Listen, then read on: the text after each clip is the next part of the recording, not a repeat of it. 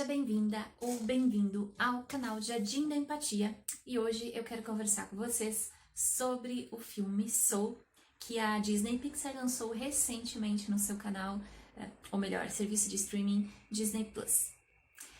Eu assisti esse filme há alguns dias com o Fernando e hoje eu resolvi reassistir para justamente pegar várias nuances dele, porque eu senti que ele é um filme de muitas camadas. Então, a primeira vez que eu assisti, eu peguei algumas coisas, agora na segunda vez que eu assisti sozinha, acho que eu entendi uns outros elementos, e eu sinto que se eu for assistir uma terceira vez, vão vir novas ideias também. Porque realmente o que a gente tem no Soul é uma história que realmente dialoga com muita coisa da nossa forma de viver em sociedade, da nossa natureza enquanto seres humanos, da nossa subjetividade, enfim, é um filme de camadas. Acho que a primeira coisa que eu tenho para falar sobre ele é que ele é um filme com várias camadas. E muita gente tinha me falado super bem dele, recebi indicação de amigos e realmente foi uma experiência muito impactante emocionalmente assistir a esse filme. Eu gostaria de conversar com você sobre ele usando a perspectiva da comunicação não violenta, porque acredito que está tudo relacionado com o que Marshall Rosenberg propõe, com diversas coisas ligadas à psicologia humanista também. Então, o meu papo vai ser mais ou menos por aí. Caso você não tenha assistido ao filme, eu não vou entrar necessariamente em spoilers, mas eu vou falar de alguns elementos que são mostrados ali, que daqui a pouco, se você não assistiu, você não vai entender na sua totalidade, ou daqui a pouco, se você ver esse vídeo inteiro e depois ver o filme, talvez seja interessante, talvez não seja interessante, talvez algumas coisas da história eu vá tendo que comentar aqui, e se você gosta de ir mais puro pro filme, talvez não seja interessante. Mas enfim, vamos falar sobre Soul. Então, no filme a gente tem a história do Joe, que é um professor de música numa escola. Ele está prestes a firmar contrato e se consolidar, enfim, como um professor. Mas ele não está satisfeito com essa carreira. Ele deseja ter uma carreira musical mais ligada à indústria da música, ao palco. Ele sempre teve esse sonho desde a primeira vez que ele foi para um clube de jazz com o pai e se apaixonou pelo jazz. Ele toca piano. Então, ele tá nesse momento. Só que, diante disso, surge uma oportunidade de ele tocar com uma grande saxofonista, que é a Dorothea Williams, e ele fica tão entusiasmado com essa possibilidade de finalmente ter a sua carreira como músico deslanchando em um clube de jazz e acompanhado de pessoas que são da indústria. Ele fica tão animado e excitado com essa situação que, enfim, a gente tem ali uma cena bem divertida em que ele acaba passando vários riscos, porque ele está totalmente desconectado do aqui e agora, está desconectado do presente, já pensando na noite que ele vai tocar com esse grupo, e ele acaba morrendo. Isso é logo no começo do filme. Ele morre e vai para o além-vida, onde ele está naquele momento de ver a famosa luz e seguir a luz branca para o além. Mas nesse intermeio ali, não sei se a gente poderia chamar de purgatório, que é uma escada que vai levar ele para aquele lugar, ele não se conforma com a morte. Ele está totalmente em negação de que ele tenha morrido. Afinal, era justamente a oportunidade da vida dele que tinha surgido naquele dia. E como assim eu vou morrer hoje, justo hoje? Então ele tá nesse processo de negação e ele acaba, enfim, magicamente indo para outro lugar, que seria o pré-vida, ou eles chamam de escola da vida, que é o lugar onde as alminhas que ainda não nasceram estão ali se preparando, e daí eles têm o auxílio de umas entidades chamadas Zés, são todos Zés, E, enfim, e na escola da vida acaba rolando uma confusão, ele é confundido com um mentor, que seria uma pessoa que teve um grande feito na vida, que é escolhido para direcionar algumas almas, para inspirar e ajudá-las a encontrar a sua missão de vida. E no meio disso ele acaba sendo designado para ser mentor da 22, que é uma alma que, ao contrário do Joe, não quer ir para a Terra. O Joe quer voltar e ela não quer nem tentar estar viva. Ela não quer ter essa experiência e, enfim, a história vai se desenrolando a partir daí. Mas o que eu realmente quero comentar são os significados de várias das cenas que surgem nessa jornada desses personagens. É um filme que tem gato também e como eu adoro gatos, também gostei desse fator. Mas, enfim, a gente tem uma mensagem que eu colocaria como principal, que é a valorização da vida. A valorização da vida enquanto tendo um valor em si. Uma vida que não é para alguma coisa. É uma vida que simplesmente ela por si só já se consolida como algo de valor. E a gente tem na comunicação não violenta justamente esse foco na vida. A CNV sempre tem uma perspectiva de cuidado com a vida, de servir a vida, que a nossa comunicação sirva de alguma forma para a vida e torne a vida de alguma forma mais maravilhosa. A minha vida, a vida do outro, a minha vida enquanto comunidade, a minha vida nesse universo, enfim. E o que a gente vê ali na mensagem do Soul é justamente isso. A vida tem valor e a gente não pode confundir as nossas estratégias para lidar com algumas necessidades que cuidam da nossa vida. Nós não podemos confundir as estratégias com a vida em si. Por exemplo, o Joe está bastante preocupado com a questão da carreira dele. Por mais que ele verdadeiramente ame a música, ele tem também uma fixação com a ideia de ter uma carreira de sucesso, de estar nos melhores grupos, de ser reconhecido, ter um status enquanto um grande músico.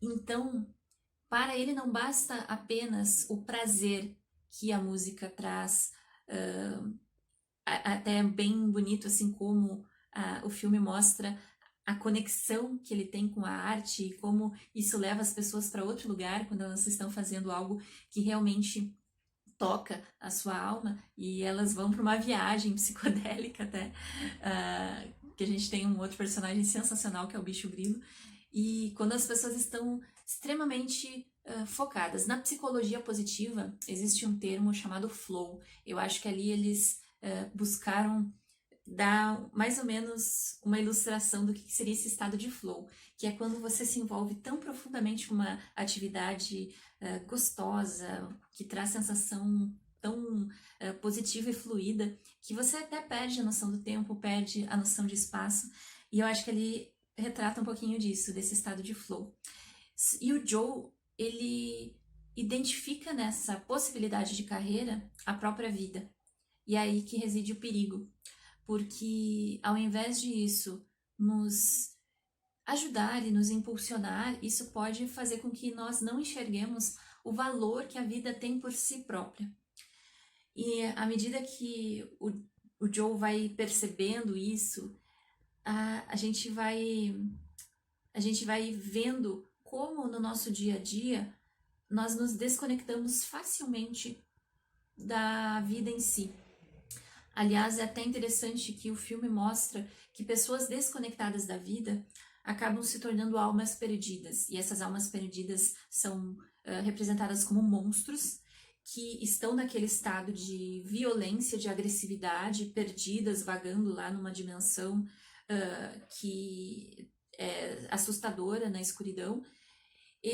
Essas almas perdidas estão, de certa forma, adoecidas, elas estão obcecadas com algo que as desconecta da vida. Esse algo podem ser ideias autopunitivas, ideias autocríticas bastante pesadas, podem ser simplesmente a rotina sem sentido das pessoas. No filme mostra assim um cara que trabalha ali com números de bolsas de valores e tudo mais, e chega um ponto que parece que aquilo não tá fazendo sentido nenhum e ele tá ali como um robô. Então ele também vai se tornando uma alma perdida e de repente tem um clique que ele volta para a vida. E a gente vê isso na vida real, né? Quantas pessoas têm um momento em que ficam totalmente robotizadas. Algumas conseguem reverter isso e se dar conta e mudar, mas outras não, outras passam a vida toda perdidas, ou porque estão ali muito envolvidas com algo que não serve à vida, com algo que é simplesmente para alimentar um sistema capitalista, um sistema, uma estrutura de vida voltada para produzir, para lucrar, para atingir status, criar essa máscara assim de quem você é, que você é uma pessoa importante, que você tem status, ou também pessoas que estão nesse ponto de estarem ruminando. Em psicologia a gente usa muito esse termo, da ruminação de alguns pensamentos que são danosos, que não servem para nada, não ajudam, não colaboram com nada, mas a gente fica ali de forma ansiosa, ruminando e ruminando e ruminando aqueles pensamentos que na maioria das vezes são bastante críticos com a gente, ou são bastante catastróficos sobre o mundo, enfim, são vários pontos interessantes. E ali, então, a gente tem essa ideia de não confundir a estratégia que, por exemplo, a profissão que nós temos é muitas vezes para lidar com a vida em si, para a gente poder produzir algo que a gente gosta, pode ser que sim, que isso vai atender uma necessidade de prazer, de realização, pode ser que sim, ou pode ser uma estratégia para que eu simplesmente tenha dinheiro para me alimentar, para me vestir, para habitar um espaço adequado, enfim.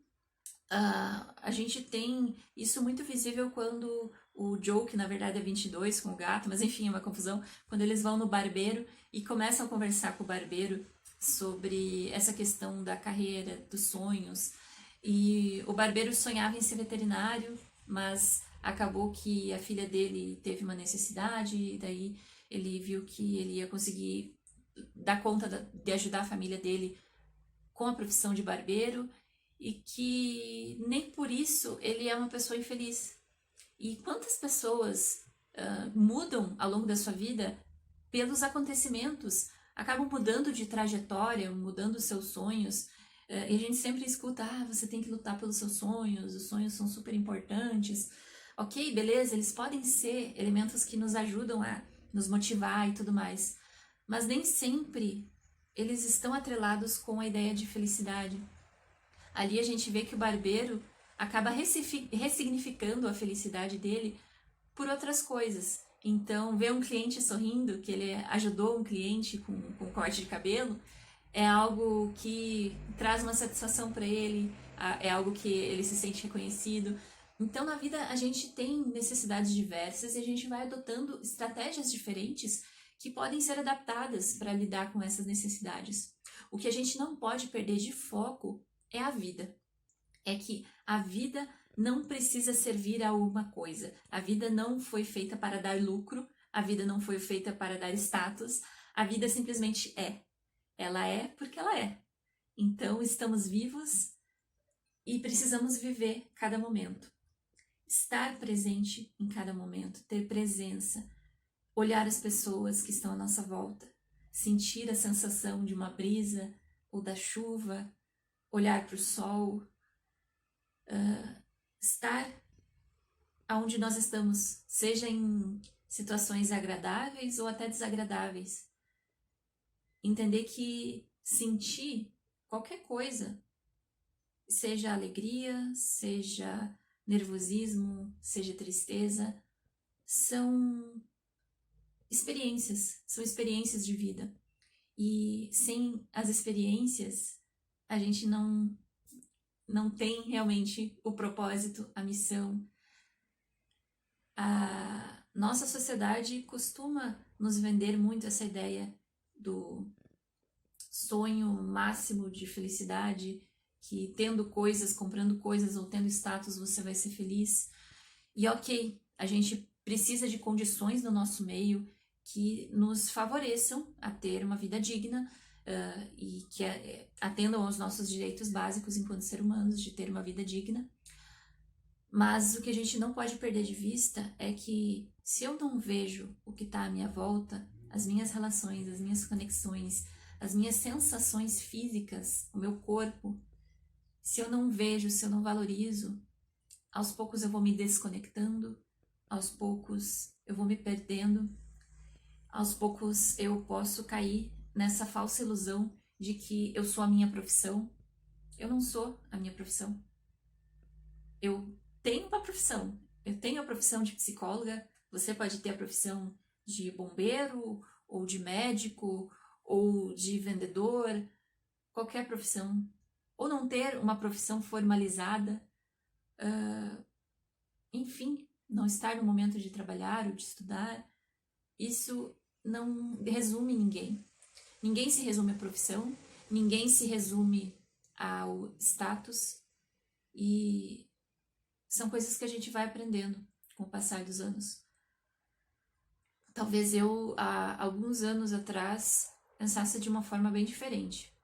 E o Soul vem para reforçar essa ideia de que, ao estudar CNV, ao tentar aprofundar esse sentido de valorizar a vida em si, eu hoje vejo que estou mais próxima de um caminho bacana, um caminho que faz sentido de se viver, valorizando as pequenas coisas, valorizando as experiências, valorizando a história, como ela vai ocorrendo. E só tenho a reforçar essa indicação. Acho que é uma obra super rica para a gente pensar em CNV. E simplesmente vejam e revejam, porque com certeza, quando vocês assistirem mais de uma vez, vocês vão captar outras coisas que estão ali nas entrelinhas de Soul. Acho que era isso. Beijos e até a próxima!